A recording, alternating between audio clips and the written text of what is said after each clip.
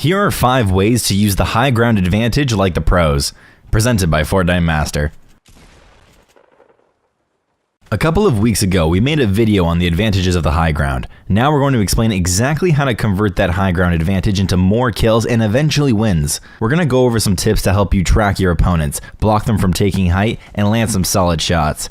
Disclaimer that this guide might seem basic to veteran players. The goal was to thoroughly break down the important concepts for using high ground advantage, as well as give some specific tricks to help with each. Without wasting any more time, let's get started.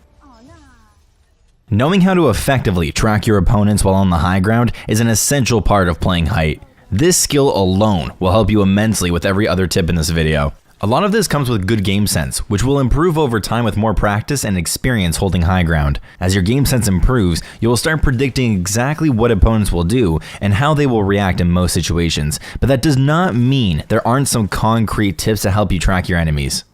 Our first tip is getting used to audio cues. Vertical audio in Fortnite isn't the best, but when you have height, it doesn't matter as much because you know the sounds are coming from somewhere below you. And it's usually pretty easy to tell whether a sound is coming from behind or one of your sides, allowing you to react accordingly. Our second tip is to keep an eye out for builds that are still fresh, aka they're not finished building yet. It's easy to notice somebody building up on you, but it's much harder to track an opponent who has decided to drop down and reposition or turtle up. When an enemy drops down, tracking them is even more important. If you lose them for too long, they'll have enough time to heal up, or worse, they could knock down your structure without you realizing. But when they drop down, there's usually a trail of fresh builds to follow. Whether they drop with builds, edit their way down, or turtle up, you should be able to spot something that will give you an idea of their location. Being able to track your opponents, while essential, is only the first step to converting your high ground advantage. In order to take full advantage of high ground, it's best to keep height in most situations. We see a lot of overeager players get high ground and then immediately jump down for a shot, needlessly giving up their advantage. Learning how to keep high ground while tracking and taking shots is vital. Let's start with maintaining high ground against another good player trying to retake.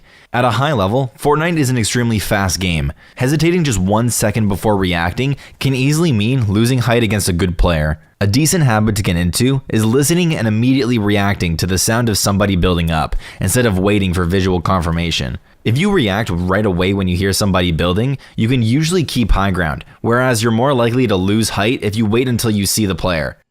Although each situation is unique, most of the time, ramping with floors and walls over other players is enough to maintain height, assuming you react quickly enough. And unless you plan on blocking them to go for an edit play, try to stay 2 levels above your opponent to give yourself some leeway to react. Anytime you're only a single level above your opponent, you should already be thinking about how exactly you would build up to keep height if they go for a retake. If you get blocked with a pyramid from a player below, train your reactions to immediately pull out your pickaxe to break through, or do a side jump if possible and build up from there. In practice, this seems to be the 2 most effective reactions in this situation. Another tip for keeping high ground is connecting your structure to a pre-existing build or mountain. This makes it significantly harder, if not impossible, for the enemy to knock you down, essentially removing one of their best plays as an option. Note that this isn't always possible, but it's a great tool to have in your back pocket for those times that it does come in handy. Once you're comfortable with tracking enemies and keeping high ground, it's time to start thinking about some edit plays. As a rule of thumb, if an enemy is close enough where you can block them with a floor/pyramid, then that's almost always what you should be doing. Trying to shoot them first when they're close is bad for a couple of reasons. First, even if you land the shot, it's pretty easy for them to trade back. Second, they could simply just eat that shot and then take high ground because you failed to block them. Blocking them then making an edit play is much better because you can stop their retake and get an opportunity to land a shot. Most players' immediate reaction after getting blocked by a floor is to turn and go in a different direction, giving you a free shot if you make a quick edit.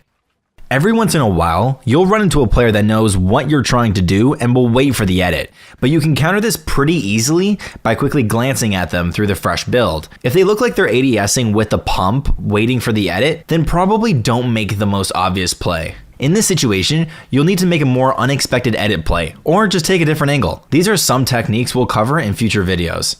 If you're already comfortable blocking and editing on enemies, try getting into the habit of blocking with both a floor and a pyramid, then double editing for the shot. If you block a really good player with a floor, their immediate reaction will often be to place their own pyramid on top, preventing you from making the edit play. If you get used to blocking with both, then double editing, it will help you get a lot more shots against top players. Here are some more edits you can try using to take advantage of the high ground. The ramp flip is useful when you've just ramped over on the enemy and are looking for a quick shot. This edit works best when you can fluidly make the edit and hit the shot without stopping. The ramp floor edit can be used similarly. When you ramp over somebody with the floor underneath, which is a good habit to get into, you can double edit to get the drop on your opponent. If the enemies are too far to physically block with a build, take the free shots on them. So many players will leave themselves exposed when building up. Take advantage of those opportunities to get a solid shotgun shot or short AR/SMG spray.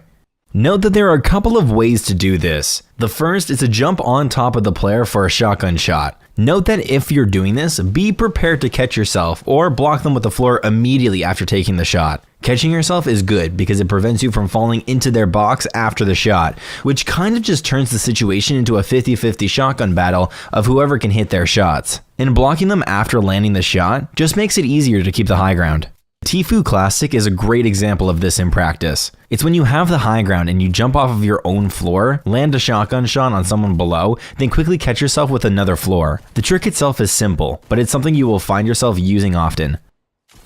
If they're a little too far away to jump on them, a solid AR or SMG spray can do wonders. Especially when a player is building up with their top exposed, an accurate spray can absolutely laser people. With a couple of decent headshots in the spray, you can easily get somebody to one shot, if not straight up down them.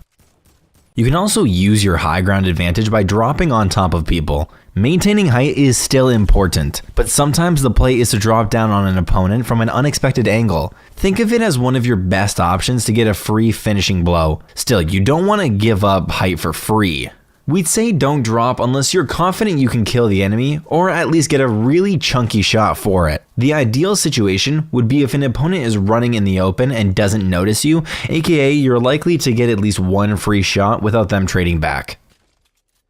There are some situations in which you should probably drop, even if they aren't low health. If you hear an enemy knocking you down, quickly try and listen and locate their position, then drop on them while they're still trying to break builds. It works best if you drop while they're in the middle of breaking or shooting builds, as they're less likely to see or hear you coming. If they have already finished breaking you out, then they probably are waiting for you to fall. If that's the case, we'd recommend trying to catch yourself and build back up instead of going for the shot. If they're turtling, it's a little different, as you may be forced to drop in order to fight for a wall or get them to react. We'll have a video all about turtling in the coming weeks, so rest easy if you have trouble dealing with players turtling or turtling yourself. Thank you guys once again for watching this video. If you have any questions, concerns, or suggestions, feel free to leave them in the comments section below. If you haven't done so already, don't forget to hit the subscribe button and the bell to be alerted whenever we release a new video. If you love our content, feel free to share it with your friends, family, distant relatives, your dog, or any other loved ones. From all of us at Fortnite Master, my name is The Saved One, and we're out. Peace.